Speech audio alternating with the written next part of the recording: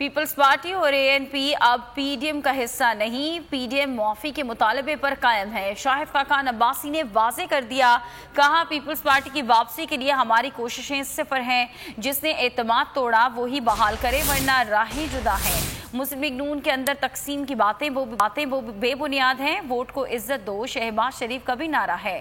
انہوں نے کہا کہ آزاد کشمیر میں الیکشن چوری ہوا تو کشمیر پر ہمارا کیا موقف رہ جائے گا، یہ حکومت بنانے کے لیے کشمیر کا سودا کرنے کو بھی تیار ہیں۔ NCOC کا الیکشن سے کیا تعلق ہے؟ NCOC الیکشن ملتوی کرنے کا خط واپس لے۔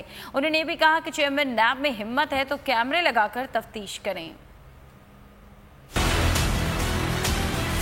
نہ پیپلز پارٹی نہ ANP PDM کا حصہ نہیں ہے جی۔ ہماری صفر کوشش، جس نے اعتماد توڑا ہے راستے جدا ہیں۔